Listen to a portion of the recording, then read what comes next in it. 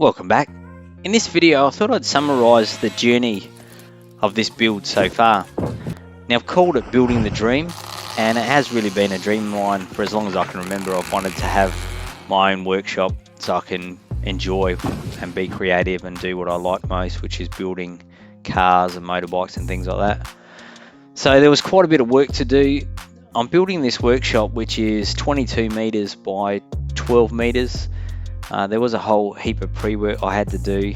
There were piers as well, starting from 2.2 meters deep right up to 3.7 meters deep. And this whole build I've been doing as an owner builder. I am an engineer, but I'm not a builder. And the whole design, the entire build is practically been done with my wife and myself and a bit of help from some other people along the way. And it's just been an amazing process. By far the biggest project I've ever tackled. If you're new to the channel, I don't normally do builds like this, but this build will be going a bit longer and it's starting to get interesting because I'll start doing the finishing. I'm trying to get it to be like an old barn, and inside I do plan to use some rusty metal, timber, and just have that rustic industrial type of look. Now, as you can see in this video, there's a massive work. I did put a new 3-phase power supply out there. I did have some great support along the way as well, so big thank you to those that helped me.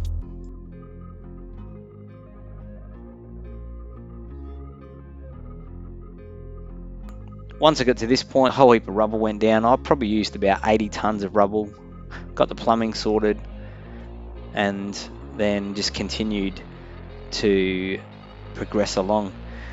Now, as I said, I've done everything pretty much, and what I've done, rather than pay for labour, which is so expensive, is I've just bought equipment. So I bought my own excavator, I've got my own scissor lift, I've got so many tools now that have made this job much easier.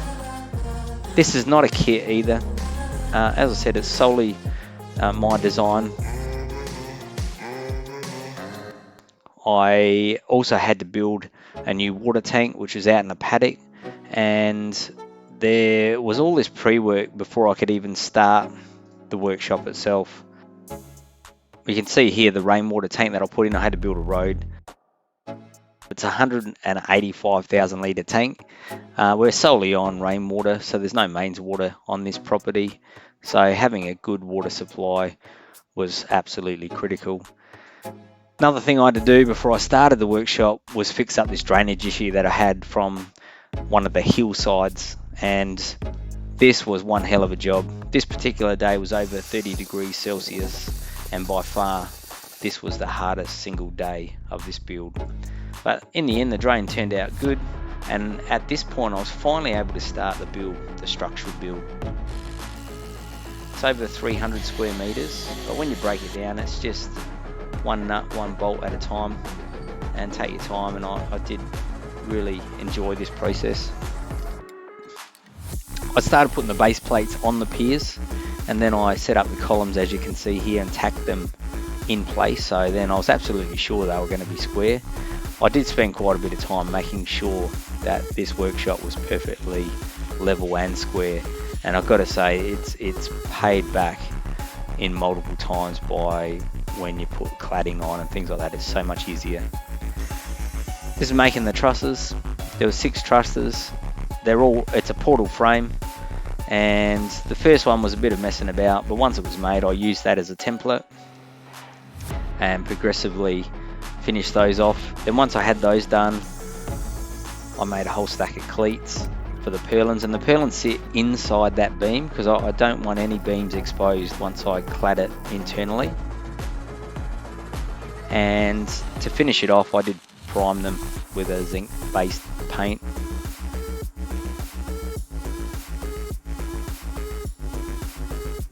As you can see, this is on the end truss for the purlins, because I did want eaves and that was quite important to me.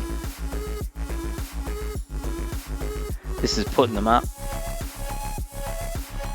and you know, it took a while, but it was actually starting to look like something at this point. Here's a scissor lift come into its own. That has been so useful, and you really need the right sort of equipment if you're going to build something like this. These trusses are very heavy, you know, they're around 400 kilos, and just impossible without the right gear. There's 3 big trusses that are going to hold a chain block, and for those they were even heavier, so I did have to hire this lifting gear to get them up there because it was just way too heavy and dangerous for the scissor lift. Now this was approaching winter in Australia, and I really needed to get this roof frame done and get onto the concrete. And it's always a challenge. Those that have built will know it's not only approvals that's challenging, but you've got to fight against the weather, whether it's rain or wind or whatever it might be in your area. So this is the frame, the portal frame, pretty much done to a point where, you know, I could get the concrete done. Now I did sit the column base plate directly on the piers, and I did that because I wanted to put the slab over that so that once the slab was down you couldn't see any flange bolts. The slab is heavy duty, so it's 40 megapascal concrete, double rebar, and the rebar's 8mm. I think it was 200mm squares, double, and there's also 20mm solid plates between slabs. There's an enormous amount of concrete went into this job, around 80 cubic meters, and this day felt like it was never going to happen. We finally got there, that the weather cleared, and like I said, it was basically winter, and we finally started pouring. The guys did a great job. After trying that drain ourselves, you know, there was no way I was going to tackle this, and this is literally the only thing I've paid labour for. Every single thing other than this concrete we've done myself and my wife, which has been absolutely incredible. I've gone for a burnish finish because I want that old school feel. I don't want to put epoxy, and I need it to be able to be cleaned easily, so I think this is going to work quite well. You can see here it was done in 2 pours over 2 separate days, and it joined up to the drain really well. This is my office area. It's only been hand troweled, and that's because I'm going to do a custom finish in there at some point. I did put a coin in the slab because I just want that to be there for future people, because this is going to last way longer than what I am, and people will always know when this was built. With the concrete set, it was time to start getting the roof on, and this could have been probably the worst time of the year during winter trying to do this. But I used this product here, Mezzmo, which made a massive difference, and progressively put the sheet metal on, screwed them down just with 2 screws on each end to start with, and once they're all down, then I went along and screwed them fully.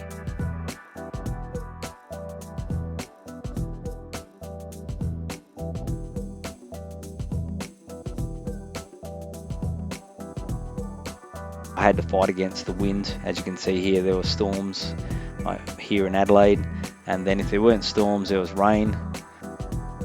And just amongst all of that, when I had time, I finished off this little power room. And here's a final bit of a Mezzmo going on, and I've got to say I was so happy to see that last bit of sheet metal on.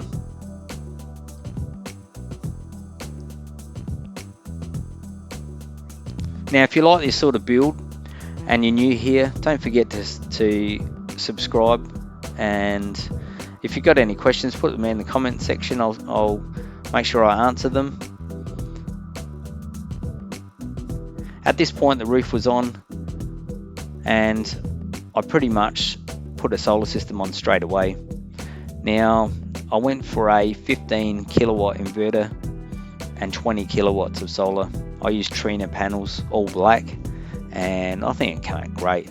And it's just another thing I'm passionate about is self-sufficiency. So we're self-sufficient with water, nearly with electricity, and you know, if I can get to be fully self-sufficient, that'll be fantastic. Once I had the solar on, I did start building the timber frames. So as you can see, I'm trying to make it old school, as I said. So I've gone with these old look, staining them to make them look a bit old school. I used some trims at the bottom that I had custom made just so I could keep the vermin out, and progressively went around. I use recycled hardwood, which is this WeatherTex product. I hadn't seen that product used as a soffit before, but I think it came out awesome. Really happy with that. And again, gives that sort of old school look.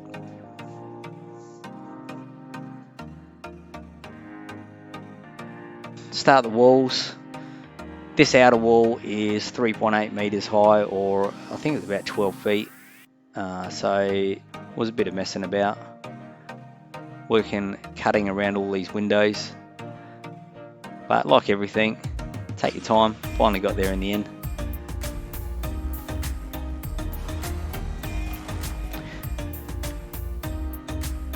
Once I had that wall done, I started on the rear wall, and a bit later what I'm going to do is build some barn doors looking old school again, and the inside I'm going to line the ceiling. I'm thinking of using some rusty corrugated iron and, you know, that rustic industrial feel. So again, if you're interested, make sure you stick around, go watch my other videos. Once I have this built, I will be starting back on my car builds, motorbikes, crazy mowers and other things. So stick around, there's more to come. The last thing I did here is built a loft. Now I needed a loft just as storage. I've never had a proper workshop facility like this, so this is it for me. I want to build it exactly as I want, and that's why I've called this series Building the Dream. This loft is 7 meters by 4, and once I take a little bit of room out for the staircase, there's still around 25 square meters of storage up there, so that should be great. There's a wrinkle finish I've used to give it that industrial look. And I think the hard part of this workshop is done now, so I need to finish the front wall from here and then start tidying up the inside and giving it that rustic feel. Hope you like what you see. Hope to see you again, and I'll see you in the next video.